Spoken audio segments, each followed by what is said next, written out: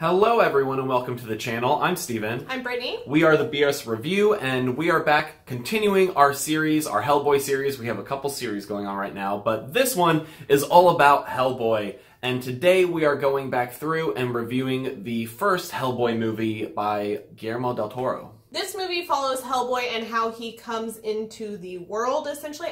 It's an origin story, but not really, because you don't really figure out a lot of his origin. It's an origin, not origin story, essentially. But basically, you see him when he comes into the world. He grows up and becomes essentially an asset to the government, and his father figure in that process who found him, and kind of his journey along the way. It's a lot of self-discovery. It's a little bit of origin, it's a little bit of self-discovery, all that jazz. I think that this film does a really good job of having like the creatures and the monsters while still maintaining like the human element, especially on the villain side of things. And it's very clear that Guillermo Del Toro had a plan for Hellboy and where he wanted this plot to go, because this whole film really sets up things for Hellboy's character and his future and where things are going to continue to go in the series, while still giving you like a full plot in this one. I think that was really clever in this film. So discussing characters, we obviously have our title character, Hellboy, played by Ron Perlman, who is Hellboy. He just is. He is the embodiment of that character. He does it so well. We'll see how the new one goes. But I think Ron Perlman does a fantastic job in this role. I think he gets the tone of Hellboy down pat, where he's aloof but serious, childlike but an adult. Like, he has a lot of complexities and dualities to the character, and I think Ron Perlman portrays them very well. Yeah, I think the part that he nails is that whole like, I'm a hero because I'm the only guy in the room who can do it. I don't feel like it, but I'm also never going to say no to it either. And there's just a lot of fun scenes in this film where he's just like, I guess I will fight the giant creature monster. Which is super comic book accurate. And he just has so much charisma in this role. I think he is the strongest part of this movie, and this movie has a lot of strong parts. So, speaking of other characters and stronger parts, I do think we have a stunning supporting cast in this movie. We have John Hurt playing his father figure, who's also an ex-doctor, fun fact, from Doctor Who. We also have Doug Jones playing Abe Sapien, who is just wonderful in everything that he does. For those of you who don't know Doug Jones, go look him up and all of the things that he's done, because I guarantee you've seen him in 50 million things and don't realize it, because he's always into heavy prosthetics. Yep. You've just never seen his face. Pretty much. He has his human face in a few different movies, but it's very rare and far between.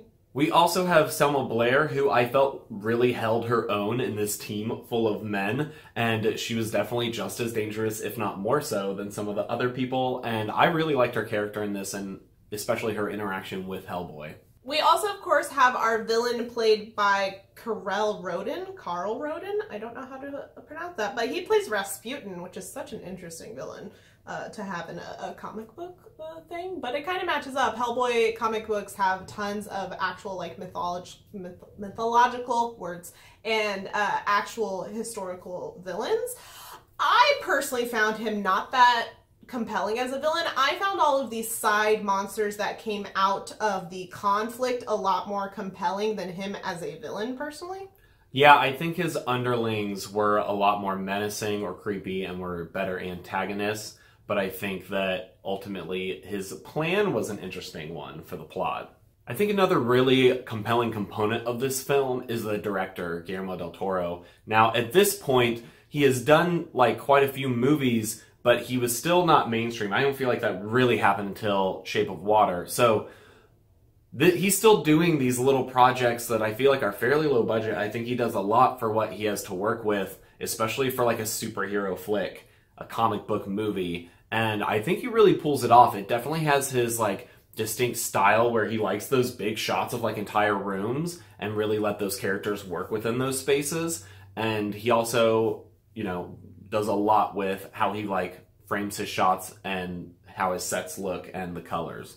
One of my favorite things about Guillermo Del Toro and how he directs and brings characters together is the team aspect of it. At this point, a lot of his works do have a team component to the story. There are a few that don't, but a lot of them do, and I think that he has this really great way of bringing side characters up to the level as the main characters while still maintaining their supporting aspect. They have a completely full, rich background. They are their own characters. They are not only there to support the main character, they are in and of themselves their own character. And so I think that's something I really respect in his work, and that's extremely evident in this movie. It's also evident in the next one, but we'll talk about that in our next review. Now that we have read some of the comics before watching this film again, and you know, this movie was our very first experience with Hellboy before we have gone back and read the comics. I think this one actually does a pretty good job of nailing the tone. I think the biggest area it succeeds is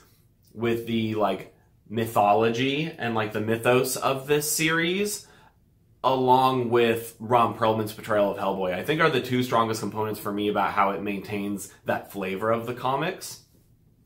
I also think Guillermo Del Toro was such a strong choice as director for this, for his use of color. If you've seen Shape of Water, you know this is a huge component to the movie, and he does that in a lot of his other works. Crimson Peak, Troll Hunters has huge color components to it, but not as strong of a like direct color palette as something like Crimson Peak, Shape of Water, Hellboy. Those all have very specific colors that they use, and they're used for certain purposes, and that's something that we talk about in our reviews of the comics, is that color is a very strong component of these comics because of the limited color palette and what it's portraying, and I think Guillermo Del Toro was an excellent choice to bring that to the screen.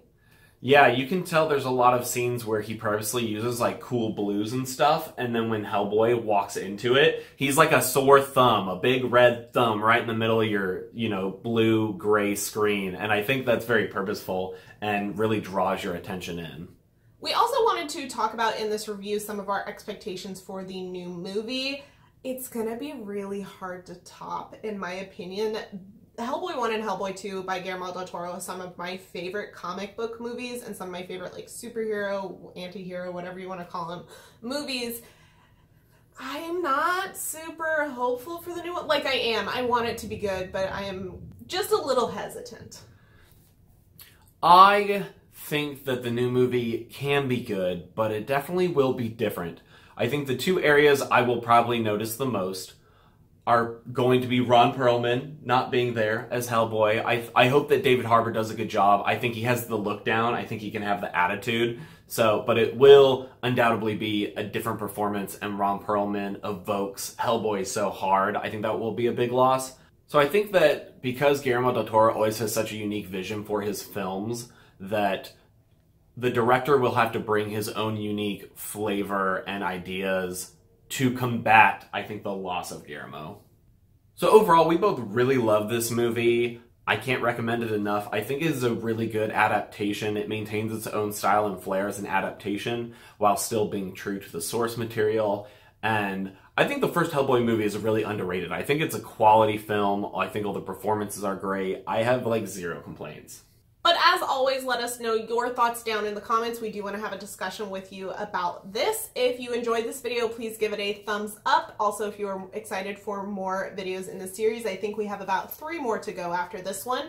And please subscribe if you want to see those videos pop up in your sub box. We also have other series coming at you very soon. We would love to have you join our little BS Review family, and we will see you guys in our next video.